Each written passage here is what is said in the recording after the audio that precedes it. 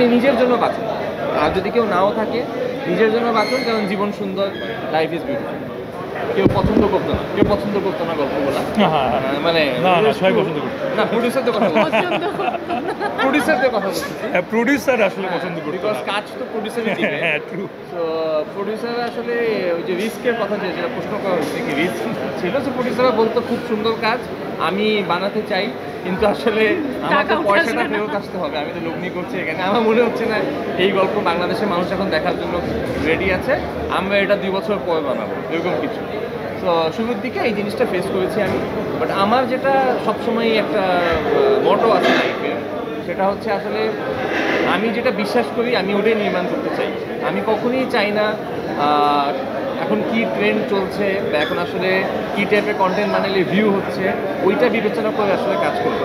দরকার হলে কাজ করবো না, কিন্তু নিজের মতো কাজ করবো, এরকম একটা জিদ ছিল নিজের সাথে। এটা তসিফ ভাইও জানে বা ফাইনালি কিছুটা জানে। আমি কখনোই গল্পের সাথে কম্প্রোমাইজ করি না। গল্প যদি আমার মনে হয় এটা বানানো দরকার আমি বানাই, এটা একদম শুরু থেকে। তো ওই সময় আসলে চ্যানেল আইকে আমি এই জন্য স্পেশালি থ্যাঙ্কস দিতে চাইবো, কারণ আমার ওই চ্যালেঞ্জিং গল্পগুলো কিন্তু শুরুর দিকে চ্যানেল আই প্রডিউস করেছিল। আমি যদি একদম স্টার্টিংয়ের কথা বলি, বা পুনর্জন্মের মতো গল্প, যেটা আসলে গল্প শুনেই সবাই ভয় পেয়ে গেছিলো, আমি এটা বানাইলে তো মানে যুদ্ধ লেগে যাবে দেশে, এটা কি মানুষ কি বলবে এই জিনিসটা। বাট সেটাও চ্যানেল আই আমাকে সাপোর্ট দিয়েছিল এবং সাহসটা দেখিয়ে তারা প্রডিউস করেছে। সো আমি চ্যানেল আইয়ের কাছে জন্য সবসময় কৃতজ্ঞ থাকবো। আর এখন তো আসলে অডিয়েন্স তৈরি হয়ে গিয়েছে। আসলে একজন নির্মাতার দায়িত্ব হচ্ছে অডিয়েন্স তৈরি করা, এটা আমি ফিল করি। কারণ মানুষ আসলে আপনি যা দিবেন মানুষ কিন্তু ওটাই দেখতে থাকবে, এবং এখন অনেক অপশন আছে মানুষের কাছে। আপনি যদি একই রকম কন্টেন্ট দেখাতে থাকেন সে অন্য কিছু দেখবে, মানে অপশানের অভাব নাই। একটা সময় তো ছিল শুধুমাত্র টেলিভিশন চ্যানেল ছিল, বা এক সময় শুধু বিটিভি ছিল, এরপর কি হলো আরও কিছু চ্যানেল আসলো। আর এখন তো টিভি কেউ দেখেই না, এখন সবাই আসলে ডিজিটালি আসলে কন্টেন্ট অ্যাকুমুলেট করে। তো ওই জায়গা থেকে অডিয়েন্স তৈরি করাটা খুব জরুরি।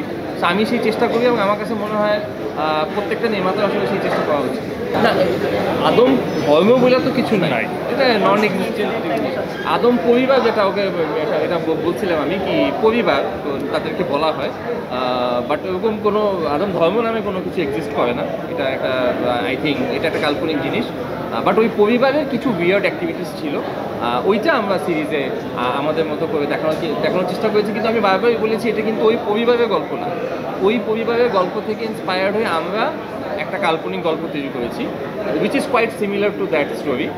আর গল্পের প্রয়োজনে আমরা একটা লিঙ্ক আপ দেখিয়েছি ওইখানে, একটা লিঙ্ক আপ দেখিয়েছি, বাট ওটাও কাল্পনিক, that is also not Real. So at the end of the day it's a fiction which is inspired from facts. হাজত তো সবাই জানে এটা প্রিকুয়াল, আমাদের পুনর্জন্মের প্রিকুয়াল। রাফসানকে বাবার একটা গল্প দেখেছি আমরা। তো বেসিক্যালি আমি এটা বলেছি আগেও কি যেটা স্পিন অফ আসবে, এটা একটা ওয়েব সিরিজ হবে রাফসান হক। আমি বলছি রাফসান হক যে স্পিন অফ সিরিজটা হবে, তো ওইটা তো আসলে একটা ওয়েব সিরিজ হবে, আমরা জানি এটা অ্যানাউন্সমেন্টও হয়েছে। তো বেসিক্যালি ওইটার জন্যই আমরা আসলে সব কিছু তৈরি করছি, বিকজ ওইখানে আসলে পাস্ট, প্রেজেন্ট, ফিউচার সব কিছুই থাকবে রাফসান হক রিলেটেড। তো সেই জন্যই আমরা হাজতটা নির্মাণ করেছিলাম ও বাবার ব্যাক স্টোরি দেখতে, যেখানে আমরা জানি তসিফ ভাই অভিনয় করেছিলেন। আর দ্বিতীয় যে প্রশ্নটা, ওটা আসলে খুবই সেন্সিটিভ প্রশ্ন। আমি নর্মালি এই বিষয়টা নিয়ে কথা বলি না, বিকজ কথা বললে আসলে দেখা যায় ঠিকভাবে হয়তো বলতে পারি না। বিকজ রুহান আসলে আমার অনেক ক্লোজ, শুধু আমার না, এখানে তসিফ ভাই, ফারিন এবং সব আর্টিস্টদের, নিশো ভাই, মেহজাবিন, আপনি যে কাউকে জিজ্ঞেস করেন রুহানের ব্যাপারে সবাই আসলে ইমোশনাল হয়ে যাবে এবং ওকে নিয়ে খুব ভালো কথা বলবে। বিকজ ও আসলে এতটাই মানুষের সাথে মিশতে পারতো, এটা একটা অদ্ভুত গুণ ছিল। আমি নিজে খুব ইন্ট্রোভার্ট মানুষ, আমি একটু অনেক ক্যামেরা শাই বলতে পারেন, আমি খুব বেশি আসলে ইভেন্টে যাই না বা ক্যামেরার সামনে আসি না। সো আমার হয়ে বেসিক্যালি ও আসলে এগুলো ফেস করতে সবসময়, এবং আমাকে থাকে না ব্যাক এন্ডে রেখে ও এই সব জিনিস ফেস করতো। এবং ওর অভাব আসলে কখনোই পূরণ হবে না, কোনো দিনও হবে না, বা কেউ করতেও পারবে না। মোটামুটি যখন থেকে আসলে বলা যায় আমার করোনার পর থেকেও আমার সাথে ছিল, অলমোস্ট 4 বছরের একটা জার্নি। সো অনেক থ্যাংকস। So that's it. মানে আসলে ওকে নিয়ে আসলে আর কিছু বলতে পারবো না, বাট হ্যাঁ ও সবসময় আমার সাথে থাকবে, আমার হার্টে থাকবে অলওয়েজ।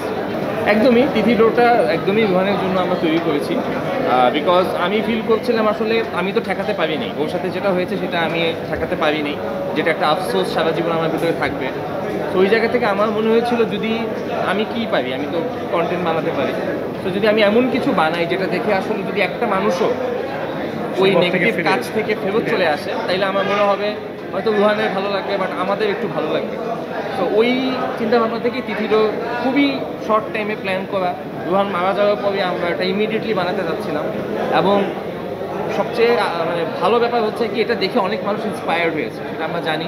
তিথিডোর দেখে অনেক মানুষ ইন্সপায়ার্ড হয়েছে, প্রচুর আমরা মানুষের মেসেজ পেয়েছি, রেসপন্স পেয়েছি, যারা বলছেন কি হ্যাঁ আমরা এখন সুইসাইডাল চিন্তাভাবনা থেকে ফেরত চলে আসবো, আমরা এখন লাইফকে নতুনভাবে দেখবো।